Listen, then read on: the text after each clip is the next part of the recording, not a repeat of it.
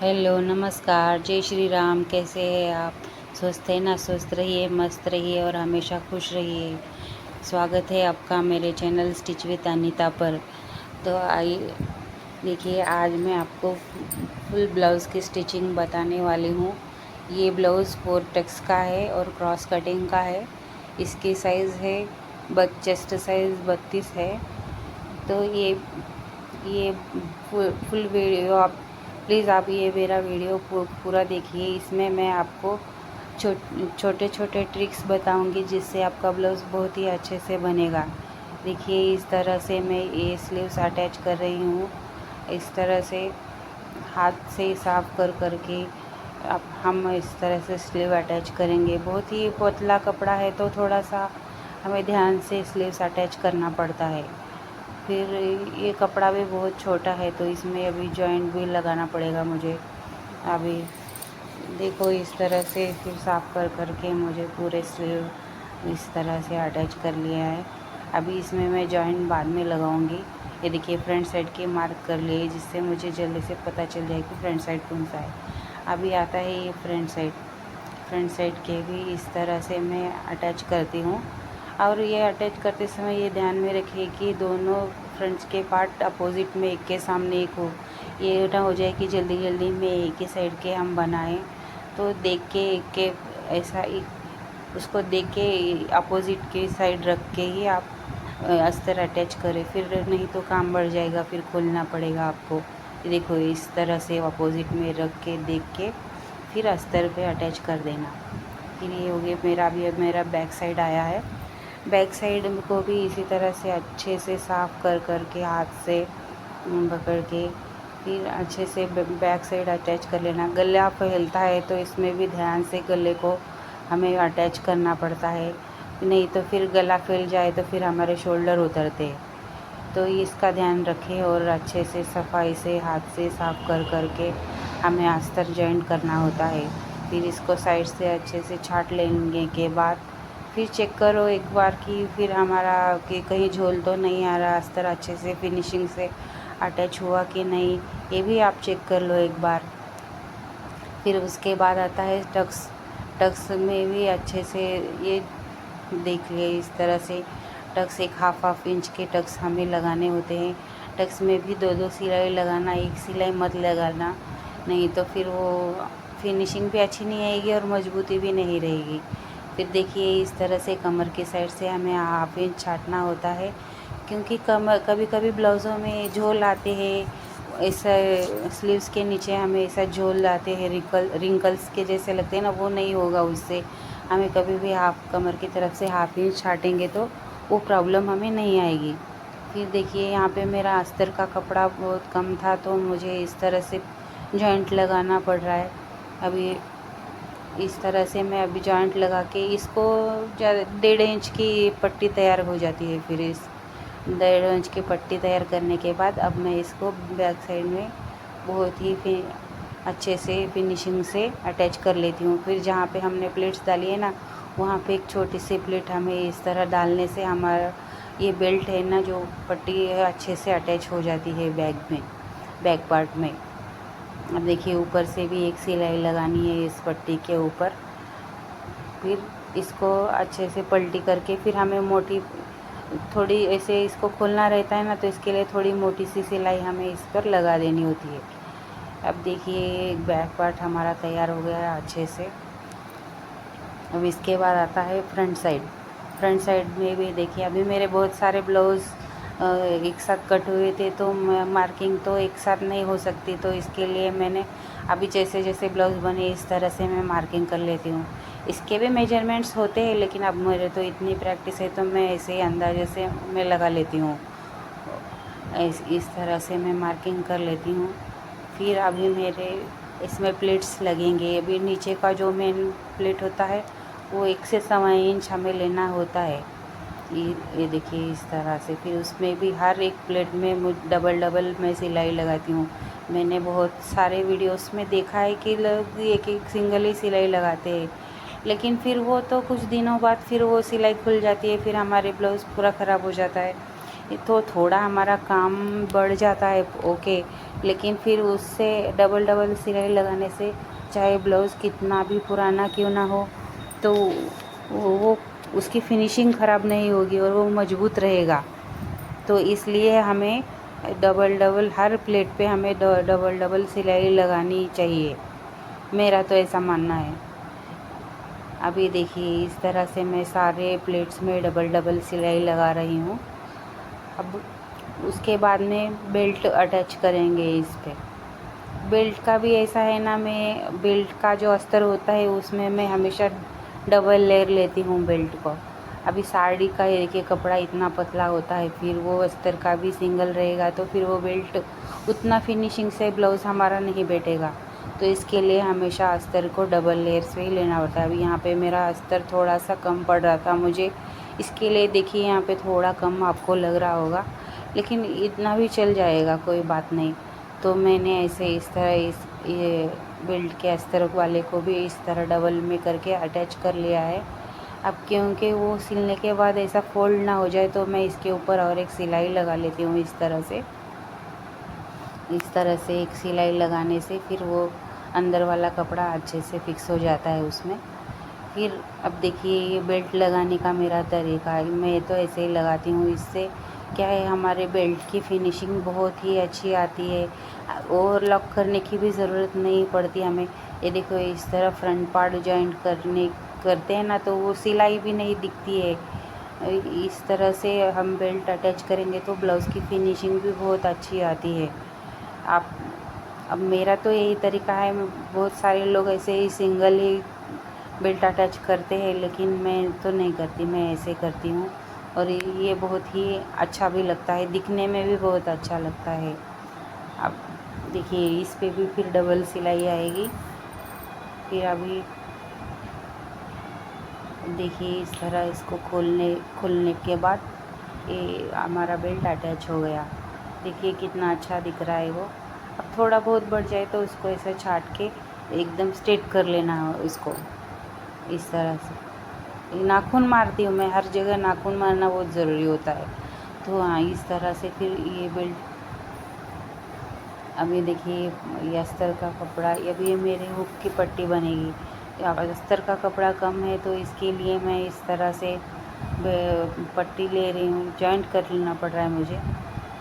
ये इस तरह अब ये दोनों को जॉइंट करने के बाद अभी मेरी ये 1 से 1.25 इंच की मेरी हुक की पट्टी रेडी कर दी मैंने।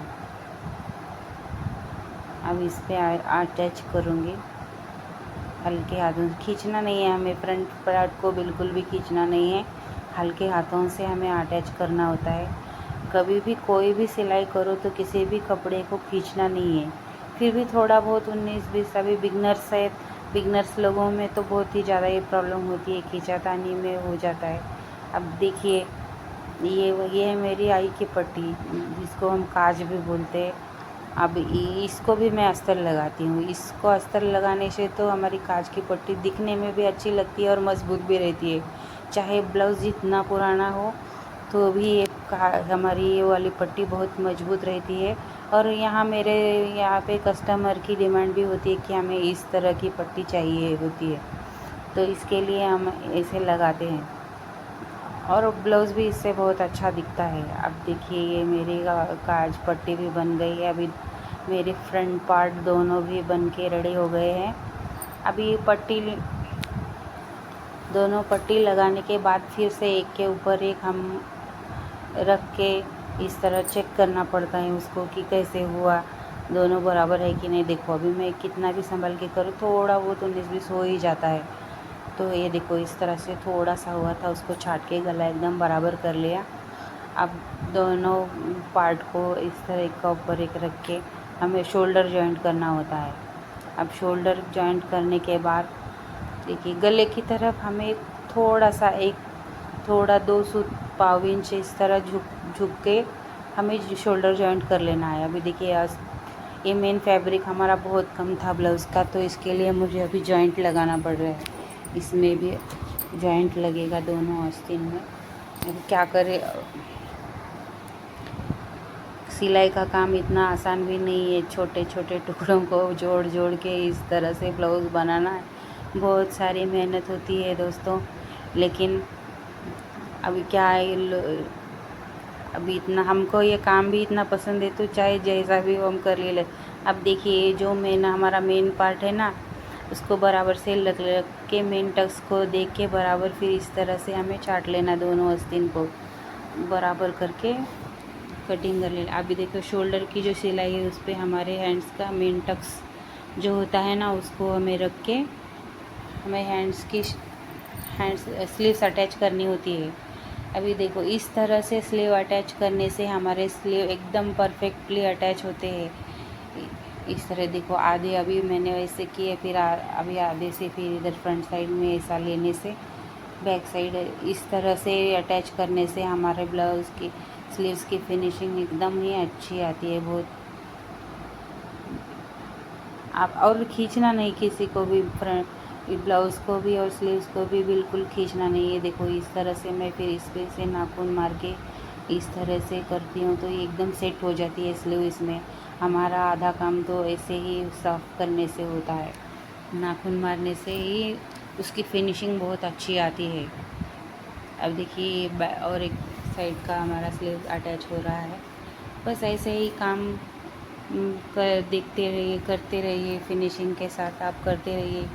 और आगे भी मेरे बहुत ही अच्छे अच्छे वीडियोस आपको आते रहेंगे। इसके अभी काम का थोड़ा प्रेशर था तो मैं वीडियो बहुत नहीं बना पाई। इसके आगे स्टेप बाय स्टेप मैं आपको सारे साइज़ों के कटिंग और स्टिचिंग बताते जाऊंगी। तो आप मेरे वीडियोस को देखते रहिए, फॉलो करते रहिए। मुझे अगर आपको मेरी सिलाई पसंद आएगी तो मुझे लाइक कीजिए, शेयर कीजिए और सब्सक्राइब भी कीजिए। ये देखिए अभी दोनों स्लीव्स हमारी अटैच हो चुकी है। ये देखो इस तरह से करने से फिनिशिंग बहुत अच्छी आती है। अभी हो गया, अभी ये ब्लाउज़ को पूरा देखिए स्लीव कितने अच्छे से अटैच हो गई। अभी ये ब्लाउज़ को सीधा करके फिर एकदम किनारे से हमें इसको सिलाई मारनी होती है। इस तरह से सिलाई मारने से जैसे ओवरलॉक करने की भी हमें ज़रूरत नहीं। इस तरह अगर हम फिटिंग करेंगे तो देखिए अभी एकदम किनारे से दोनों साइड्स को अटैच कर लिया। ये देखिए अभी हम इसको पलटी करके उल्टी साइड से भी हम इसी तरह से किनारे से एक सिलाई लगा देंगे। ये देखिए तो हमारा ब्लाउज़ देखिए अभी दिखने में भी कितना अच्छा लग रहा है, उसकी फिनिशिंग सिलाई नहीं दिख रही है। और ये ब्लाउज़ का कपड़ा भी इतना पतला है। कोई कपड़े ऐसे होते हैं कि उसमें से धागे ऐसे छूटते रहते हैं, वो प्रॉब्लम भी नहीं होगी। इस तरह से हम फिटिंग करेंगे तो धागे बिल्कुल भी नहीं निकलेंगे और ब्लाउज़ भी दिखने में अच्छा दिखेगा। देखिए इसकी फिनिशिंग कितनी अच्छी है और स्लीव्स की भी बिल्कुल एकदम अच्छे से अभी देखिए फिटिंग हो रही है। तो कमर का नाप लिया मैंने, यहाँ पे जो भी हमारा नाप है उसका लेके फिर मैं इसमें फिटिंग का मार्क लगाऊंगी। अभी देखिए इस तरह से फिर जो भी आपके ब्लाउज़ का चेस्ट साइज़ होता है उसका 4th पार्ट लेके यहाँ पे मेजरमेंट लगाया, फिर हैंड्स का मार्क लगाया। फिर इस तरह से हमारे देखिए इस एकदम स्ट्रेट लाइन हमारी आई है। तो ये ब्लाउज़ बहुत ही अच्छा बना है। देखिए इस तरह से मैं फिटिंग कर लेती हूँ। जब तक ये ब्लाउज़ आपको आता है तब तक ये मेरा लास्ट ब्लाउज़ है। सारे ब्लाउज़ बन चुके हैं और ये दुल्हन तो लेके भी जा चुकी है और उन्होंने पूरे सारे ब्लाउज़ मैंने उनको ट्राई करवाए, बहुत ही अच्छी उनकी फ़िटिंग भी आई है। अब मुझे टाइम नहीं मिला था तो मैं ये वीडियो आज अपलोड कर रही हूँ। आपको एडिट करने का, वॉइस देने का बिल्कुल भी मेरे पास टाइम नहीं था, इतना सारा ग्राहक था। आज देखिए इस तरह ये वाला ब्लाउज़ भी उन्हें बहुत ही अच्छा आया है। और इस तरह से मैंने सारे ब्लाउज़ आपको दिखाए हैं। देखिए ये पूरी फिटिंग हो गई। इस तरह से बस इसी तरह से आप भी काम करिए और मेरे चैनल को फॉलो कीजिए। मैं आपको बहुत ही आसान तरीके से सिलाई का काम सिखाऊंगी। जितना भी मुझे आता है वो मैं आपको बताने की कोशिश करूंगी स्टेप बाय स्टेप। अभी आगे भी मेरे चैनल पे बहुत सारे वीडियो आने वाले हैं जिसमें ड्रेस है, कुर्ती है, लॉन्ग फ्रॉक्स है, और भी बहुत सारे मेरे पास आए हुए हैं। तो इसी तरह धीरे धीरे मेरे वीडियोस आते रहेंगे। देखिए कितनी अच्छे फिनिशिंग से मेरी फिटिंग हुई है। अब बस इसका गला बनाना है, इसकी थ्रेड पाइपिंग मैं लगाने वाली हूँ। तो बस दोस्तों इसी तरह मुझे फॉलो करते रहिए और मेरे वीडियोस को लाइक करते रहिए।